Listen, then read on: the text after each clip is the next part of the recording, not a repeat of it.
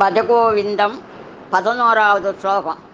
வயசிகதே காமவிகாரக சுஷ்கே நீரே காசாரக க்ஷீணே வீத்தே பரிவாரக ஞாதே தக்பே சம்சாரக பஜ கோவிந்தம் பஜ கோவிந்தம் கோவிந்தம் பஜ மூடமதே.